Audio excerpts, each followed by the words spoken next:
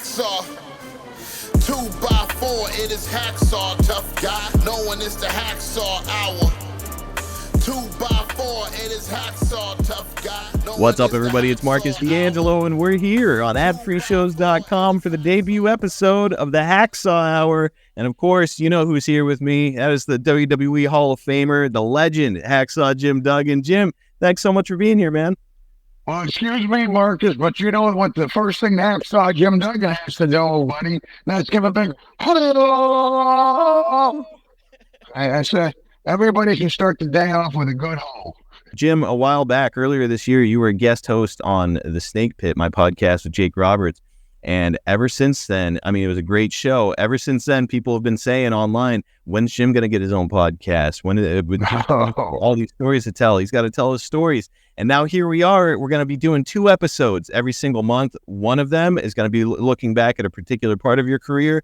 And the other part is going to be a mailbag where we allow the members here at Ad Free Shows to ask you questions. Today, Jim, we're looking back at WCW and we're specifically Fall Brawl 1994. You had just come into the company and it's a big pay-per-view event. But before we get there, let's do a little research. We'll wind the clock back a little bit. I wish we could. Well, we'll back a little bit. Okay, there we go. After departing from the WWF, you spent most of 1994 making towns on the indie scene. So after coming, there you were. You had spent years with Mid-South and then the WWF, like very structured culture. And now all of a sudden, you're kind of striking out on your own for the first time. What did you think about it?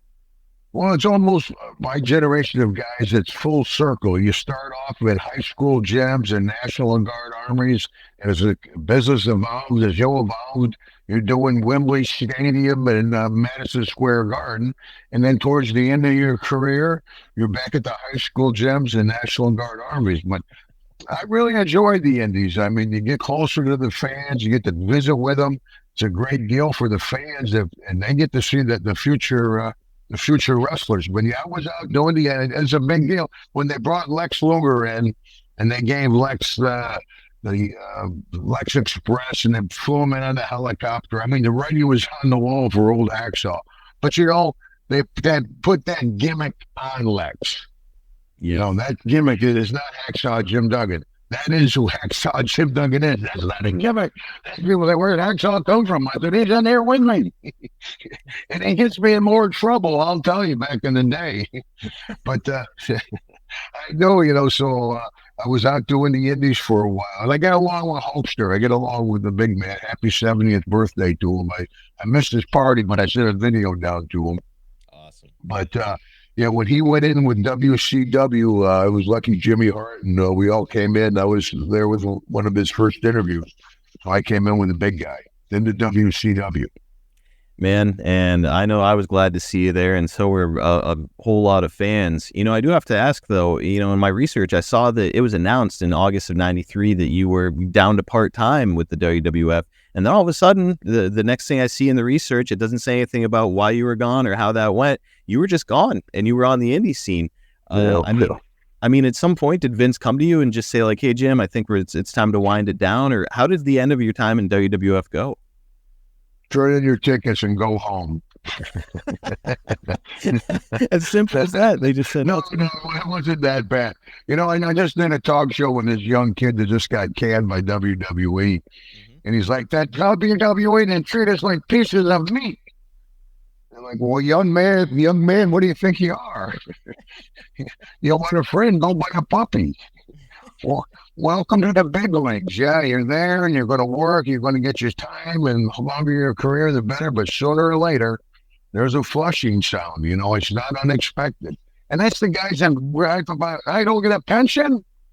Well, you don't work for vets for 20 years. No, you don't get a pension, man. Save your money. There's some timeless advice for the wrestlers here on adfreeshows.com that are listening. Save your money, get an accountant, be careful with it. Because, yeah, as Jim said, it doesn't last forever. No, man, forget the Rolexes. You know, you see a lot of guys 3 or 4 Rolex. You know, that works for Rick. And most of us know. Well, Jim, nowadays, it's changed nowadays like it has, you know, everybody's like, yeah, how much money are those guys making nowadays? I said, yeah, but how much are the football players making nowadays? Everybody's making a lot more money, you know. Yeah, everything changes. It's a sliding scale. So, But if they ever want to throw us a bone, they can send us out a little check. That'd be cool. why not? I wouldn't gripe about it. So yeah, during your time on the Indies, Hogan would sign with WCW, and he'd get a ton of media attention, a ton of fanfare. As you're seeing this, are you like, yeah, maybe there's a chance for old Hacksaw to get a spot?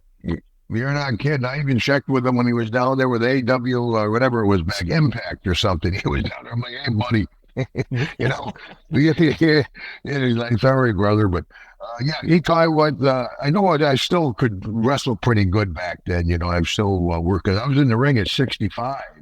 Wow. People like, Hacksaw, you still wrestle at 65 and on the indie show? And I said, well, I go to the ring. I don't know how to call it wrestling, but I was trying to show the young kids at 65, I had no physical attributes left, but I could still entertain a crowd. It's more than just taking bumps, you know. You want to tell a story, you want to have an entrance, you want to have an appearance, you know. And that's why a lot of Ricky and Robert, those guys are out there working. Hello, but he's still in the ring, man, and he calls me kid. Incredible every time I see a video of him out there still working it. And to your point, you don't have to take a bump. You can still entertain people without, flinging yourself off the ring or anything. Yeah, of course, now, on the top level, it's a different deal. You know, back in the day, you could work a headlock for 5 minutes. You do that nowadays, they chase you out of the building. And the business has evolved, and some people like it, some people don't, but it's changed. It'll change 5 years from now. It'll be a different business. You think back to just Lita and Edge. It was almost X-rated then. And then it's changed from that, which worked out good because they brought me back because Lita was a I can't wait to talk more about that. Oh, yeah. Because that was my day, but my heyday, I wrestled WWF. I wrestled Dusty, DiBiase, and Orton. But then brought me back to the WWE. I wrestled Dusty's kid, DiBiase's kid, and Orton's kid. First, I beat up the old man, then I beat up the kid. The grandkids are next.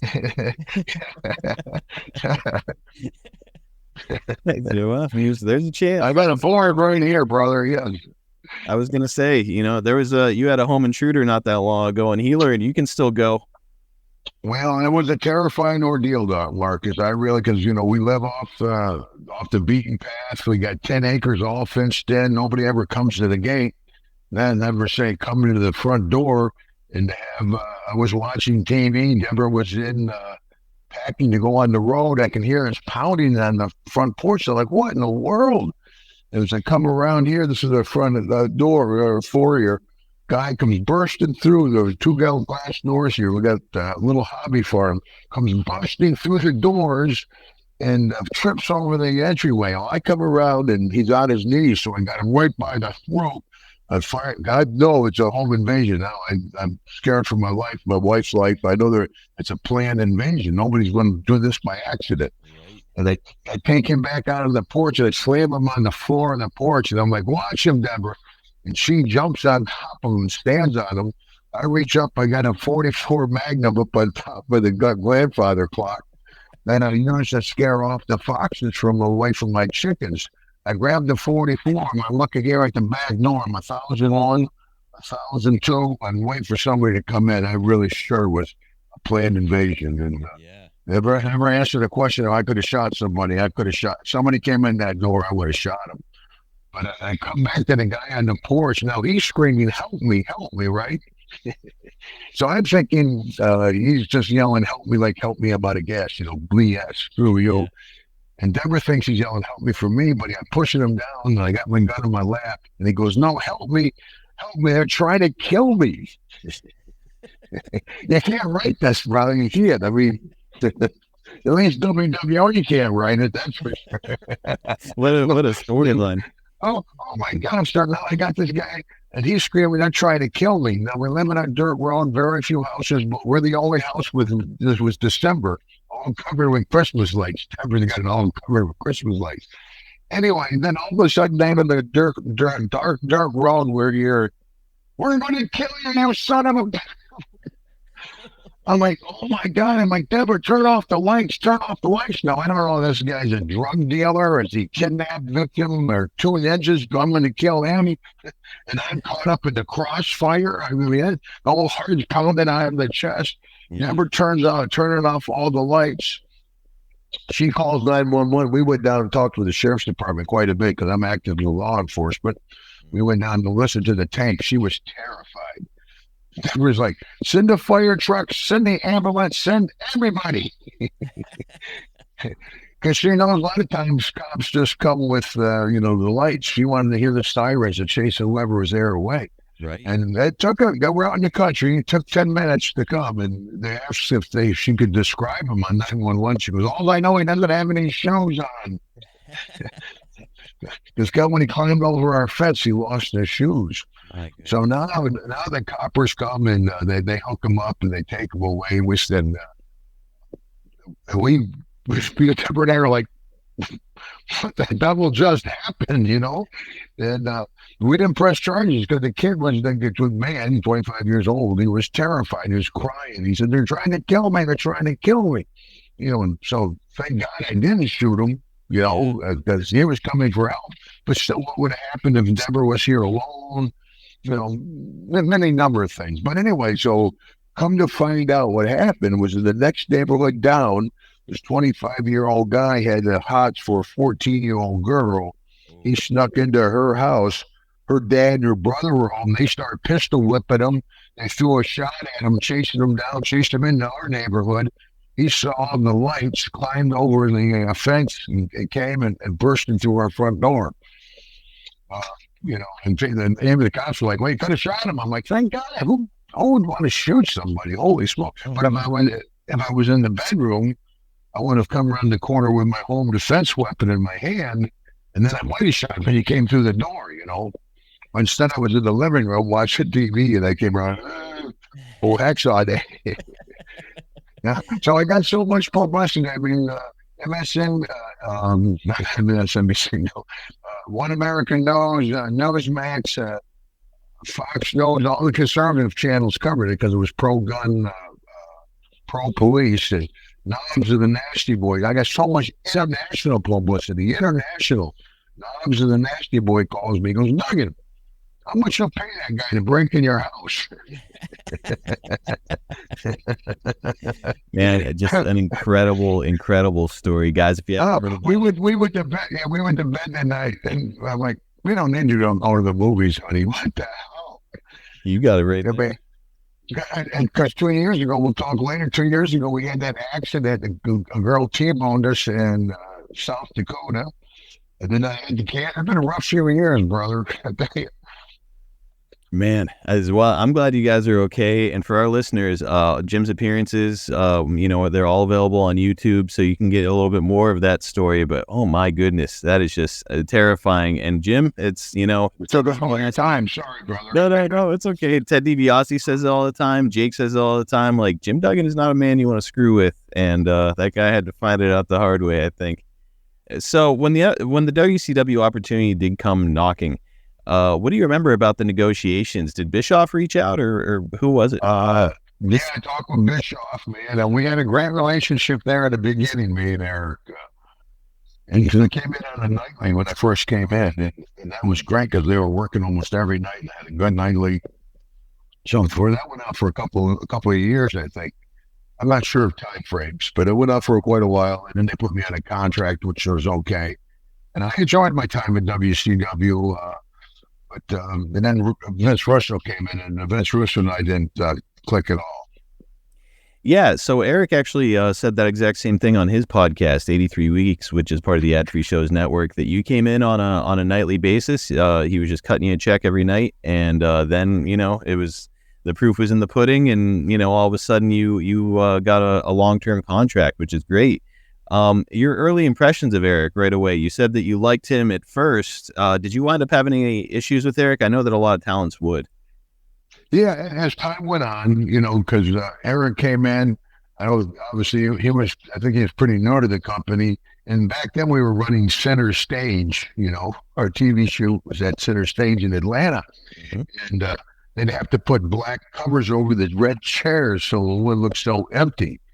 And, so, I mean, taking the company from that to where it became the Monday Night Wars, he became more and more confident. And I think he got harder to deal with it, in my perspective. Gotcha. Okay. So, yeah, it's interesting going back and watching some of the footage from 1998, for example. You weren't on TV very much. Now, I know that you had some health issues somewhere in there as well, correct? Yeah, that was my first bout with cancer. I was with WCW. That was actually a really harder. This past year, I've been dealing with prostate cancer. But back then, I was with WCW. I was passing, I wasn't blood in my urine. I was just peeing blood. Deborah's like, well, go to the doctor. And I'm like, well, I took a bad bump in the ring. Deborah's like, you don't bump in the ring. So I said, okay, yeah. So I went and saw the doc, and I'm joking around with him. I knew who he was, I'm joking with him, flirting with the nurses, having a good time. And he comes in, he goes, Jim, it's cancer. Mm. Something you remember the whole life. Deborah had gone back to college. Like I said, I was with WCW. It was my kidney cancer. I had kidney cancer. Just by the luck of the draw, I found her on the college campus. My daughters were young. I spent, it was 10 days before my surgery, crying and praying in my daughter's room. I didn't care about surviving going back to work. All I cared about was surviving. I didn't worry about going back to work. But in between that, Terry Taylor called me and he said, Jim, you should share this with the people.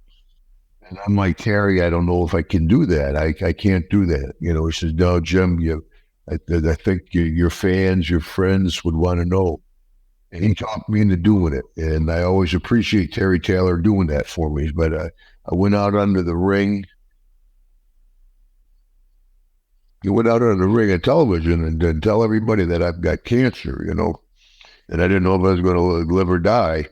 And all I could think about is Lou Gehrig in the middle of Yankee Stadium, Yeah. And that speech he gave. And, I'm thinking, I'm living that. I watched that black and white movie as a kid, and here I am living the ring as a relatively young man.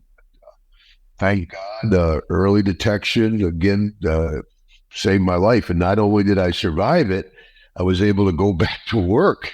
I mean, unbelievable, and do the job I love and support the family in the way I was accustomed to. So, and again, now with this prostate cancer, just over a year ago, Deborah had the physical lined up. I'm like, I don't need a physical. I feel great. I don't need a physical this year. No, it's already booked. We're going to go get the physical.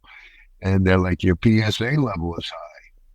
And again, because I had a heart condition a while back, and the doc's like, Jim, you have the most aggressive type of prostate cancer you can have. My goodness. We got to have surgery right away. So we had to go down to Charleston, South Carolina, about 3 hours from home. And I had my prostate taken out. We waited 2 months. They tested me again, and they're, sorry, you've still got cancer. And so they said, you're going to have to do the radiation. And so I went off one night on the internet there, and I was feeling sorry for myself. I saw some folks that were very suffering through the chemo. Radiation is much different than chemo. Mm-hmm. When I did my 5 weeks of radiation, and got to ring the bell just a little over a year ago, I think. Yeah, so things are going good. So I get my checkups every 3 months. So make sure you get your checkups. Absolutely, man. Jim Duggan is nothing if not a fighter. And let me say, I remember that moment incredibly well as a kid, watching you on TV come out and make that announcement. And that was a hard one. You know what? I got to tell you, WCW, that one did kind of tick me off from that long after that, because I gave my heart, and I'm glad I did, because the support and love I got from the fans was unbelievable. That's before the internet or all that, likes and all that.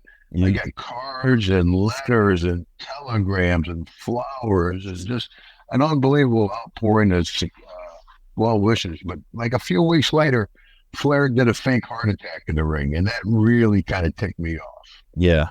Yeah. It's, there was a lot of tasteless storytelling back there. And that actually, It's wrestling.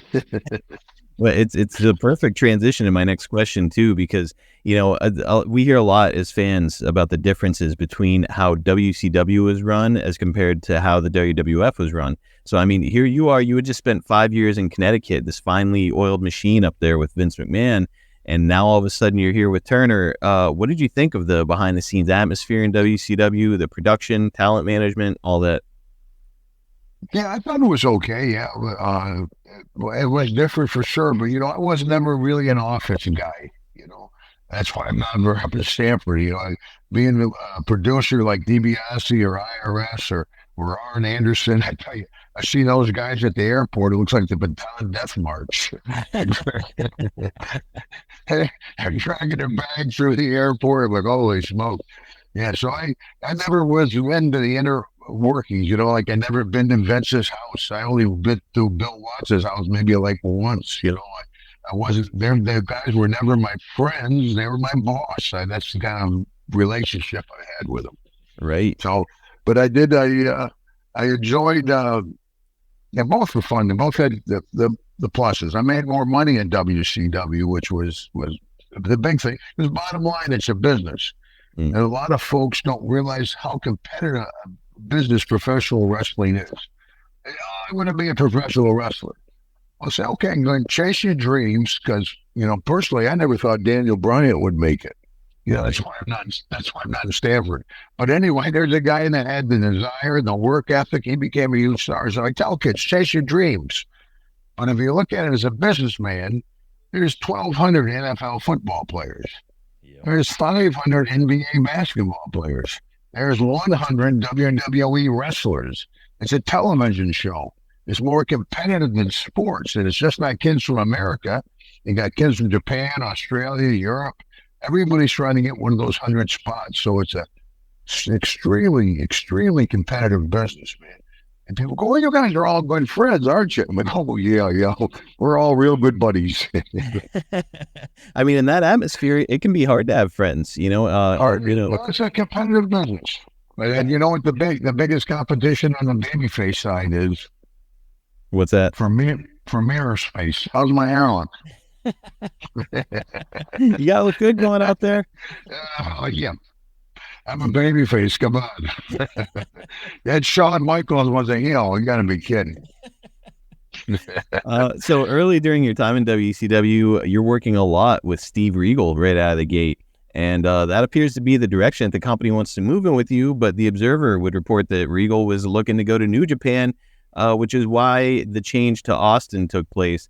So Regal is regarded as one of the best technical wrestlers of the era. What did you think of him and his work at this time?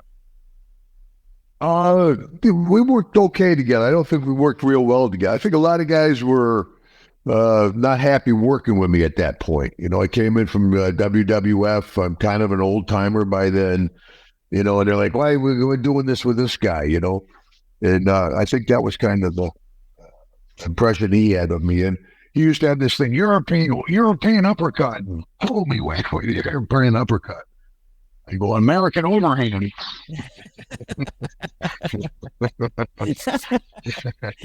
I've heard he could be a little bit stiff. Was he there? Well, yeah, and I worked with Andre. Wow. I was all around other people. Well, you're a big guy. I'm like, you should stand the big guys. I'm a medium-sized guy, but guys, like that, if you don't come back, if you're not stiff back with them, they'll eat you up. Andre had people that were afraid of him. That's why him and Bam Bam didn't get along. Bammer was kind of apprehensive of big Andre. But yeah, if I'm old school. You get a potato and you give a receipt. That's it too. You establish yourself with these guys, right? Yeah, and it always helps to carry a 2x4. That doesn't hurt either. So I've heard over the years, and you kind of touched on it, WCW at this time, the backstage politics, there were kind of like a fever pitch. There was the Hogan group of guys that were coming in, and then there was a Flair group of guys. Oh, yeah. What can you tell us about how you fit into that situation in the door? Well, I'm definitely in the Hogan's camp, big time. to this day, I get along with the big guy, you know, and yeah, I wrestled Hulkster and Big Jim Duggan with short hair, clean shaven, and my old gold bathrobe. So we've been friends for years, but definitely there was two different camps: Flair camp, Hogan camp, and you know, the guys would sit together. I mean, you'd interact a little bit, but there was definitely a division. Yeah. And then they didn't appreciate all those old WWF guys coming down into WCW because they started to offer contracts. You know, up to then, there was no contracts in the business. If you wrestle, you get paid. If you don't wrestle, you don't get paid. So if you were hurt, you know, you'd try to make it to the ring, at least work the apron. Right. So now, here you are, you're a really established veteran and well-liked by just about everybody from what I've been told. But you're saying that there was like a little bit of tension with some of the guys backstage with you coming in the door? I don't know if it was tension. It might just be... I know, like what's the kid, Alex Wright. Yeah, and he was unhappy doing a job for me, you know. And I said, "Well, where's Alex Wright now?" And I mean, that's the thing too. Is like, gosh, you had been in wrestling for so long at this point. He was still a very young man. I want to say in like his early 20s at the time that you would come in. He doesn't want to do a job for a veteran. It doesn't make sense. Yeah. Well, you know, you know, I'm old school. I try to do on the way out of Mid-South. I jobbed out on the way out. You know, that's just the way to do it. Right. And that kind of goes into the whole segueing into where we're going with this about Austin. Yes. We'll get there in a couple of minutes. Before we do, though, there's another guy that you're working with right out of the gate here, and he's another guy who'd go on to be a huge star. You know, in the build-up to Fall Brawl, there's a European tour, and you'd end up making the rounds in Germany with Diamond Dallas Page. And so, I mean, Dallas had been working wrestling as a manager for a while and had really only kind of recently made the transition to, you know, an in-ring performer. What did you think of Dallas's early work? Well, you had to respect Dallas. I mean, like you said, he was driving like the Jimmy Hart's Cadillac at WrestleMania 3 or something, you know. I mean, the guy is a workaholic. He's not happy unless he's doing something. Now with the Diamond DDP, he's helped so many people lose weight and stuff. But when I did a job I moved the belt for Page at somewhere, I was in Daytona Beach. I don't know what it was from, but that was definitely the writing on the wall for me that the push was over and I'm going in a different direction. Yeah. And they pushed, and Page went up and I went down. So, I mean, you know, he would go on, as you said, they'd push him up and he'd become a big star and, you know, eventually win that WCW title. At this point, you know, this guy who had been a manager for years, did you see that main event potential in him? Yeah, I could see the guy had the work ethic. I sure did. You know, who knows what would work? You know, you can never tell what the devil's going to work. But I know that guy was not going to be happy where he was at. He was looking for bigger and better things. And to this day, he's out there hustling and coming up with more than DDP yoga. He's like Jake. He's a workaholic. He is the ultimate self-starter. And like, man, one of the most positive people I've ever met. Just like, yep, I can do it. No problem. Yeah. Well, let's get to the part that I know all of our listeners have been waiting to hear about. With Regal now out of the picture, the focus shifts to yourself and Steve Austin as we head to Fall Brawl. So, Jim, you and I were on the phone the other day kind of talking about this whole thing, and you said that sometimes guys just do not get along, and that was certainly the case here for yourself and Austin. Before we talk about the pay-per-view, though, did you and Steve ever cross paths before you came to WCW? No, never met the guy before I came into WCW, and I think he was studying Steve Austin back then. You know, he had long blonde hair, and I was just giving stunning Steve Austin. And I beat him so bad he had to shave his head and change his name. I beat the hair right off the boy's head. I should get a kickback on that Stone Cold stuff. He'd be still running around Hollywood Blondes or something, man. So I'll tell you what, then you beating him up really changed his career trajectory. He's one of the you got to give him credit for being Stone Cold, but the stunning Steve, that was we didn't get along, me and Austin. You know, like I said, that's a big misconception. Everybody gets along. You know, you don't get along with everybody you work with, Marcus.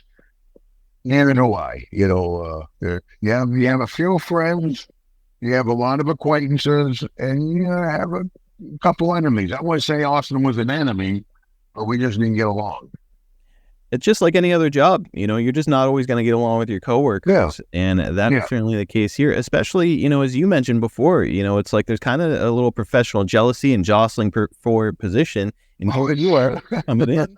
And everybody wants this. You got to know where you are in the totem pole. Everybody wants that top spot or the top above you, And that's something that's how the competitive business is. You just want to move up because if you're main event, you make more money than you do if you're a curtain jerker. So everybody wants to move up. Everybody wants Hogan's spot or the spot below that or the guy behind you wants your spot. So if you screw up, boom, you're gone. Especially during the Monday Night Wars because they would watch the ratings, and if your ratings crashed, some kids got your spot. Right, and you get to sit at home as opposed to getting on TV every week. Well, so the issue between yourself and Austin would really come to a head the next month at Halloween Havoc due to him not being able to participate in a longer match because of a knee injury. But here, that was bull. It's making me wonder. Here in September, were you and Austin on friendly terms? Because you had just come into the company. So here at this point, were you guys okay, or right out of the gate, not good feeling? Yeah, I don't think we meshed right off the bat. Just didn't click. We're different people, and it's like him. He gets along with Shawn and Triple H, and I got along with Terry Gordy, Roddy Piper, and Steve Williams. Different groups of people, and we just said we didn't. It wasn't no open hostility. It wasn't like "Who dirty son?" What? It was like, "Yeah, how you doing? Yeah, I'm doing okay. How you doing?" Yeah.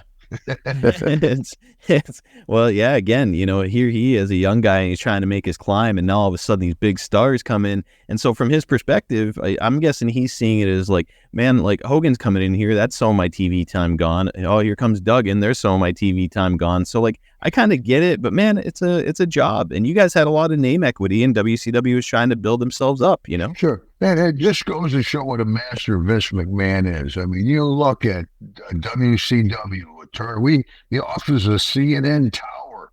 I mean, he had Turner broadcast, all the power of all the movie stars, all the whole machine of Turner, and Vince McMahon wins the war. Mm-hmm. What a master. Like or hate Vince McMahon, you got to respect the guy. There's another guy that's definitely a workaholic, but that Monday Night War with all the resources that WCW had, to lose that war, you got to think that. And then that was Vince Russo's deal. And then for what was it, Impact or AEW, whatever it was, to hire Vince Russo after he flushed WCW down the toilet. I'm like, yeah. It does make you wonder. And you mentioned it, the Monday Night Wars, Austin would go on to be a really, really big part of winning that war. One of the best. You got to give, I don't like the guy a whole lot for a lot of different reasons. But he should be, like I said, the Mount Rushmore of wrestling. He's not Flair Hogan, but he's at next level. For sure. And, at this time, did you see that kind of potential in Steve, even though maybe you didn't like him personally? No, I like to beat him up again. I'll pull a hamstring getting out of this chair. Are you kidding? Well, let's flash forward a little bit. When you're seeing Austin's incredible success in the WWF just a couple years later as Stone Cold, what did you think of his edgy character, flipping people off, cursing on TV, all that stuff? Yeah, that works for him. It's like he's like kind of Jake to the extreme. Jake gives everybody the bird and all that. That's not me. I'm the American flag and USA, and that worked for him, and that was great. Like I said, he's one of the best ever. You got to give him credit. And of course, when you got Vince, you can't invest with a bedpan. You might get over pretty strong. You're putting the gas to you pretty good. Because no matter how good of a talent you are, if they don't give you that TV time, if they don't give you those vignettes, you don't get over. Well, without any further ado, Jim, let's get to the match. It's our only clip this week, and it's a victory at Fall Brawl 1994. Let me tell you something, Nicky boy. The time has come for Steve Austin to start setting some rules. As a United States champion, I'm telling you right now, I ain't wrestling nobody. I signed to wrestle Ricky Steamboat, and I ain't gonna do it. Promotion has the right and the obligation to fulfill your contract under the circumstances, and regardless of what you say, you do think you're going to walk out of here. You got another story coming. Would you please introduce his opponent? His opponent? Well, I don't think Gary Capetta. Ladies and gentlemen, I have just been informed the opponent from Glens Falls, New York. Oh my goodness! 287 pounds, Hacksaw Jim Duggan. Hacksaw Jim Duggan! He's going to go into the U.S. title here! Handed the belt to you. I can take that belt away from you right now. As far as I'm concerned, the match is on. You've got to wrestle this man now. I'm not gonna go outside to wrestle Ricky Steamboat, and I ain't wrestling. Ring the bell. The commissioner has said to ring the bell. Boy, Bockwinkel sounds like he should be sending troops to Haiti. He's making all these proclamations, all these rules. It's not right. If Ricky the Dragon cannot wrestle and the award the title Steve Austin, he was not prepared to wrestle Hacksaw Duggan. Austin's leaving. Bockwinkel has grabbed Austin, and Austin leaving with a belt. He's going nuts. Well, when Bockwinkel makes a rule, I ain't doing it. he sticks by it. He just told Stunning Steve, you may have heard him, that if he doesn't, he's going to take the title away from him. You've got to take and you've got to wrestle him. That's all there is to it. I'm not gonna go. Ring the bell. Hey, ring the bell. Where the hell is it? Forget it, Steve. I know him. I know Bockwinkel. Once again, Bockwinkel grabs him in. He dives on him. 1, 2, 3. Ladies and gentlemen, the winner and new United States Heavyweight Champion, Hacksaw Jim Duggan. Can you believe it? No, I can't. Did the bell ring? I don't know why. What a reaction! What a reaction from that crowd. I mean, you know, as angry as Austin may have been with having to, I don't know, put you over or whatever the situation is here, or guys like Alex Wright, as you mentioned, it's like, look, go out and get a bigger reaction. You know, you were getting it. It is what it is. Well, I'll tell you a story. I did when I first came into WWF. I did a show in Indianapolis, in the old Market Square Arena. And I went in there, and man, I had a hell of a match. I had the people, man, it was like, whoa, I was rocking. And I came back. I'm like, yeah, let them follow that match. We went out there, did this deal, boom. I'm like, now that's different. It's okay. Yeah, that. It's all different. Well, I joke because I was thinking, like, you know, we are the totem pole, you know. I mean, getting off the airplane, people like, it's Hacksaw Duggan. Oh, I mean, behind me, like, I don't know why Hacksaw. Well, I mean, so the following month at Halloween Havoc, it's something like an 8-minute match that you guys are going to have, and it was supposed to be longer by all accounts before Austin had a knee injury. You were saying that knee injury maybe wasn't legitimate? Well, wait up. That was a match right then, right? So that was the quick one, but I don't know. I had always heard that you guys had your real issue when he had said that he had a bad knee injury, and then yes, yeah, I wasn't sure if that's was the match. Yeah, no, I thought that was when I won the belt. I might be mistaken, Mark. I don't remember. Yeah. So this was Fall Brawl. The following month is Halloween Havoc, and that's when he's claiming, oh well, I can't do a long match. You know, it's got to just be a DC finish. Okay, yes. Halloween Havoc. Yeah, we were supposed to have a long involved match. Mm-hmm. And he took a bump on me really early. He just took a quick bump and said, my knee. And I wouldn't think who the referee was, but even we were backstage and I went into his dressing room because I was pissed off. Mm-hmm. And Nick Patrick was a referee. Yeah. And Nick said, he says, like, you should get an Oscar. He didn't see me coming in. And I heard all that. And I'm like, that's awful. But he's like, oh, it's my knee. But what the hell? And so that gave me my line. I beat him so bad he had to shave his head and change his name. So it gave me a lot of material not taking that bump, you know. So you know, and I used that line at the Hall of Fame dinner and or my induction. He was sitting there, and I'm like, I paid him so bad. Like, silver lining to everything, you know. Maybe what's he going to do? Beat me up? I'm not that. No. You were right there on stage. He had his chance. Yeah. Well, my arrests are all public. His arrests, they kind of keep quiet. We won't get into that one. I don't want. I'm afraid of the heat, man. Okay. So your first title reign since your days in Mid-South Wrestling here, and yeah, you know, the U.S. title's got this really prestigious history. Would you say it was special for you to get this title reign, or just another heavy thing to carry in your bag? Yeah, belts weren't my deal. You know, that's my whole character. I don't care if I win the match, long as I win the fight, tough guy. You know, so I could do the job 1, 2, 3 for Flair or anybody in the middle. Jump up, grab my 2x4, chase Flair out, hit the timekeeper, run the referee out. So I get my steam back, you know. Right. So like Janky doesn't really need a belt. So that, but if it was going to be a belt to have, the U.S. was a real nice one to have. But I think that's the one that went on the page. But then they moved me and Jimmy Hart. This might be a whole different subject for you, brother. Mm-hmm. They moved us to Saturday shows when I moved that belt to Page. And moved and I found a WCW TV title in the trash. Yes. After they made me the janitor of WCW, you know, that was a Vince Russo deal. They're trying to push me out of my contract to free up some money for some young kids, you know. Mm-hmm. So they fly me up to the CNN Center. We're having this big meeting.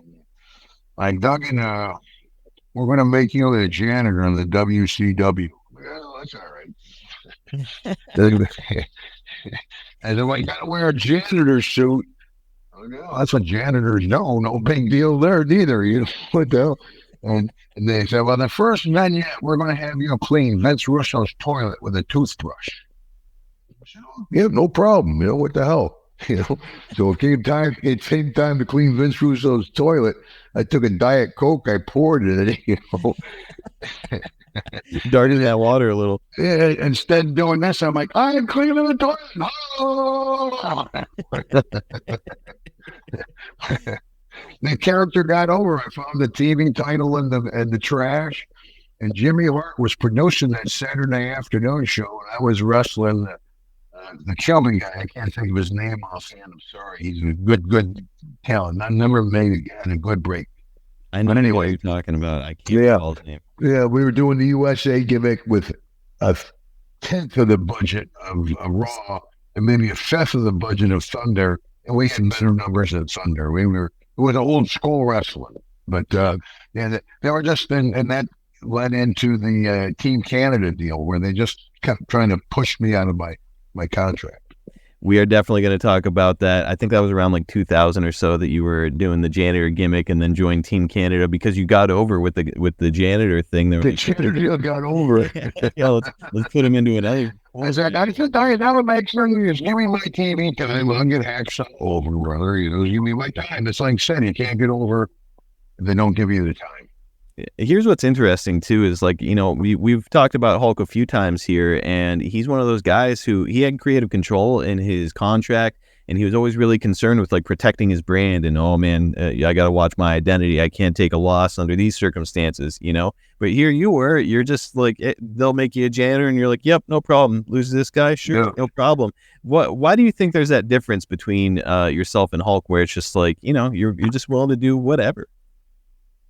Well, Hogan's Hogan, and like Flair's Flair, and the different with Macho Man too. I mean, I was never worried about being champion. You know, that was never my deal. I wasn't worried about being a world champion one day. As you know, a lot of people try to compare us to sports teams. Mm-hmm. My generation of guys, you're more like a rock and roll band. You know. And Hogan's the lead singer, and I'm back there playing the drums. Look at me, 40 years, you know, I'm Ringo Starr, baby, and I beat everybody. The guys that beat me, we go on the Hulkster, you know. And And that's why so many guys got caught up in that lifestyle, because it was, I mean, the rock and roll, a lot of drugs, a lot of booze, a lot of women. Gosh, I miss the old days. Wild times. Yeah. Oh, it was wide open. It was more and still, it's on the 80s, and you're flying all over the world. I mean, all these stars, Studio, from 21 in New York City. I mean, it's great. You're in Paris one day, New York the next, Minot, North Dakota the next. It made no sense. But it was a lifestyle. It was more than a job. It was a lifestyle. And a lot of guys got caught up in that lifestyle. That's why wrestlers is a high death rate, high drug and alcoholism rate, and a really, really high divorce rate. It's a tough racket. Yeah, and Jim and I talk, or Jake and I talk about it all the time. I talk to Ted about this stuff too, where it's like, you guys are in your 20s, you're on the road all the time, you're making good money, you're all in great shape, and man, there's going to be a lot of temptation out there for guys to deal with. And yeah, well, you had mentioned it earlier. You had one of the most famous misdemeanors ever. So I'm sure that we'll talk about that era at some point on the podcast. But thanks for bringing that up, Marcus. Sorry, Jim. But no, it had to be hard with all that temptation. Oh yeah, it was. But what happened a lot of times, the guys are on the road, and they're the ones that would have the one night stand, or they'd be out in the parking lot for a quick one. But the wife was at home all the time, and she's at home a lot. She sees the same guy at the grocery store. Your husband, he's out there messing around on you. He needs somebody like me. So a lot of times the wife is the one that would have the affair. Yeah. The guy that had the one night stand. It's tough to have a relationship like being in a band. You're on the road, especially back then. You're on the road a lot. We sure are. And the drugs like steroids. Everybody was taking the gas. Very few guys didn't take gas. I know I was juiced up, but I also am fighting cancer. Nobody realized how bad steroids were for you. The guys that were the big muscle heads, they're all gone, because your heart's a muscle too. So yeah, you reap what you sow. But back in then, nobody knew about steroids. Not to mention cocaine and marijuana, and everything else, A to Z. That's what you call it. Rainbow Stone. And it's crazy to think. And the guys would just get handed pills and just say, "What's this? All right, I'll try." And we give it the knobs and see how it affected them. And when they tell you to only do one in Australia, we were down with WCW in Australia. I had Deborah with me. And we're at in Melbourne, this beautiful hotel. And I'm like, and they tell you in Australia, only take one. We're sitting there having breakfast. And I'm like, oh, things have been pretty good. Usually somebody goes off and about that. And then the elevator door goes, dang. Juventud Guerrero comes out totally naked. Oh, my God. Oh, my He is running through the hotel lobby. Running, yelling, "I'm God," totally naked. Now the elevator doors open. Terry Taylor and Doug Dellinger, the security, they got a sheet.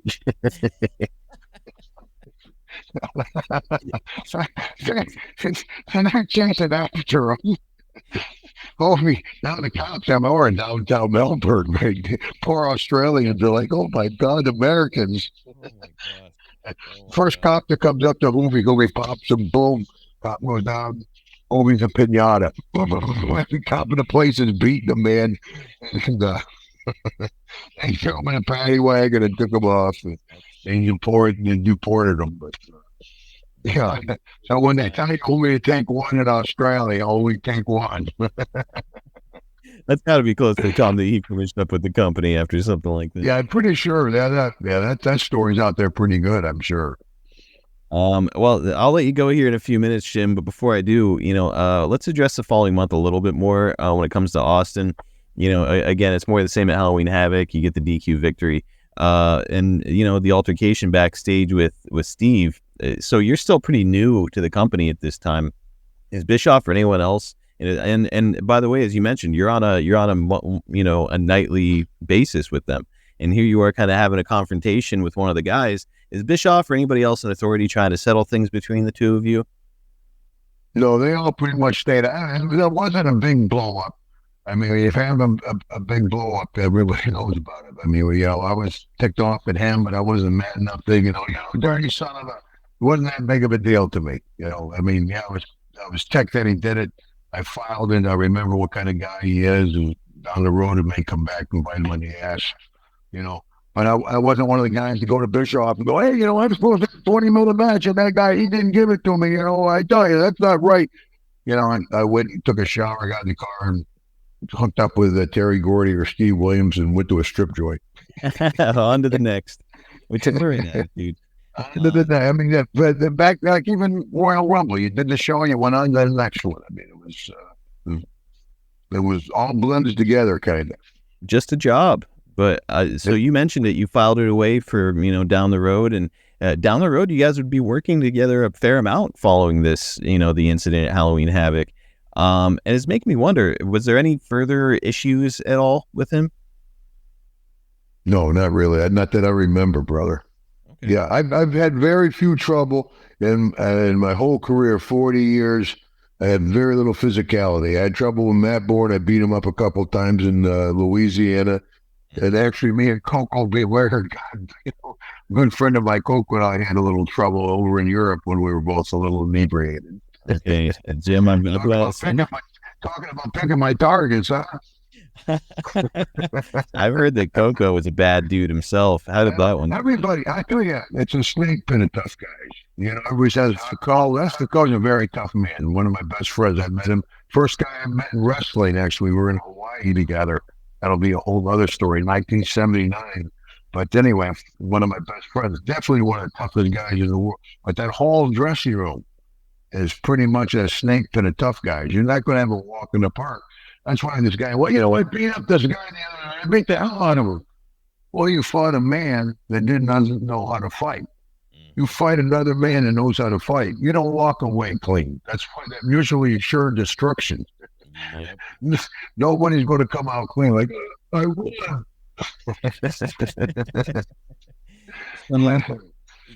Down the road, when you're working with Austin, are you guys communicating before the matches, or it's just avoid each other, call it in the ring type thing? Tell you the truth, I really don't remember, Marcus, but I bet it was a call you in the ring. I'm a call it in the ring guy. Well, I think, you follow a formula, but you don't have to have every move followed. You just follow that regular formula. Babyface shine, get your heat, that type of thing. What moves you use to do that, you can call in the ring, as long as you follow that certain formula. And plus, you've been worrying about your next move. It's like I went back to WWE years ago, and this young guy comes up to me, and he goes, Mr. Duggan, here's your verbiage for your interview. I said, my verbiage for I was some punk kid going to tell Hacksaw Jim Duggan how to cut his interview. And they're like, well, this is what we want you to say. Well, send me my check. But I lost all my mannerisms. I lost Hacksaw, and so I have a whole new respect for those guys, actors, to deliver a line and you to say something and me to say something and say it verbatim. It's very hard to do. So I got a new respect for actors. Yeah. And guys at WWE. You were used to improvising, and that was the way back in the day. I hear about it all the time where it's like, hey, let's see how the crowd reacts, and then we'll do, the next move comes based on what the crowd has to say about it. Are they excited? And so it does make me wonder too, calling it in the ring is interesting because, traditionally heels are calling it in matches, but when you're in the ring with a guy like Austin, who's younger than you are, you're a veteran of the business. Are you the one who's calling it? Yeah, I wouldn't imagine that. I don't remember offhand, but back then I was pretty much calling everything because I was the old established guy. And I'm going to get Hacksaw over. The guy doesn't want to do it. We're going to do it anyway. It's interesting, man. And you know what? This podcast is really interesting. The first episode of the Hacksaw Hour is in the books. I think that this is a really fun one. Before we go, you said that you had seen Austin at the Hall of Fame. Did you see him around ever? Do you guys talk at all? Or is it just... Yeah, we don't ever talk. We see each other, I think he was out in L.A. I was out in L.A. for Mania. we eyeballed each other, but yeah, he'd be punching down the head at me. I mean, Austin's Austin, so I'm sure he's like, a hacksaw. And then on that way, I don't go out and live and live. I could care about Steve one way or the other, telling the truth. More power to him, doing it so well. Makes wrestling look good. This was awesome. I cannot wait to cover more of your history in the future. We'll be back in 2 weeks with a mailbag episode of the show. But in the meantime, Jim, what can you tell us about upcoming appearances? Okay, yep. I'll be in Hamilton, Canada for the Hamilton Comic-Con. And you know about what happened up in Hamilton, don't you, Marcus? What's that, Jim? Oh, on the first ever Royal Rumble in Hamilton. Geez, security, come get this guy. 35 years ago. All right. You got to go see Jim. And actually, not a little tidbit, Hamilton is where I played my last ever football game. Is it really? Yeah, Toronto Argonauts against the Hamilton Tiger Cats. I thought I had a good game, but I got the call in the office, flushing sound, You made up for it there, winning the Royal Rumble. A better experience. Yeah. And then on the first weekend in October, 7th and 8th, I want to be in Owensboro, Kentucky. On the 14th, I'll be up in Syracuse, New York. On the 26th of October, I'll be in St. Louis. The 28th is going to be in Little Rock. Oh, I missed always. Well, Deborah's working me harder than Vince. On the 22nd, I'm going to be up in Portland, Maine. Jeez. I better get arranged. Holy smokes. But yeah, October's pretty busy. But like I said, it's my sister's like, Jim, you work so hard. Like it's not like I'm in a salt mine. And I got to tell you, Marcus, it's humbling to have this week. I had this real big, tough, rough-looking guy in line. And he's working his way through the line, and I'm checking on my security. Mm-hmm. And finally, he gets up to me and grabs my hand. He starts squinting my hand.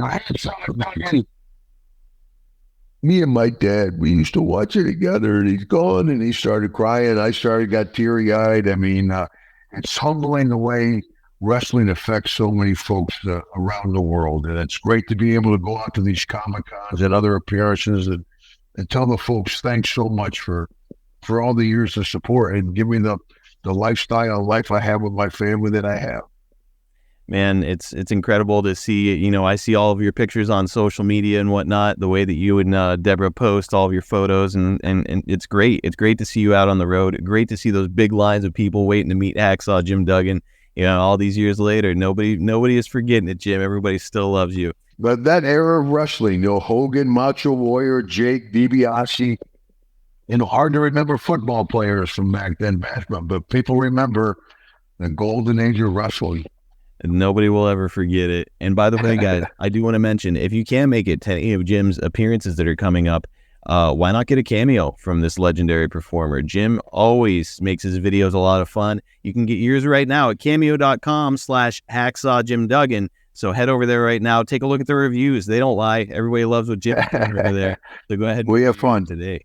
Also want to mention that if you want something signed by Jim, all you've got to do is head over to hacksawjimdugganshop.com. We're talking about 8x10s, wrestling buddies, and probably the most popular seller, a signed 2x4. So if you want to talk about a must-have piece in your wrestling collection, how cool would that 2x4 look mounted to your wall or like a display case, personally signed by Jim Duggan. Also want to mention, we said you could follow Jim on social. Get over to Real Hacksaw Jim on X, at WWE Hacksaw Duggan on Instagram, and at Hacksaw Jim Duggan on Facebook. You can follow me on X at Marcus P. DeAngelo, but that's the best place to go. Go and follow Jim there so you can see all of his upcoming appearances. And Jim, thank you again for joining me on this very anticipated podcast today. Well, I enjoyed talking with you, Marcus, but you know what you got to do before we go, brother? What are we doing? And if you're going to haul like a man, young guy, here we go, brother. That was some good hoeing. Good hoeing. We'll talk to you guys next week with some more hoeing right here on the Hacksaw Hour.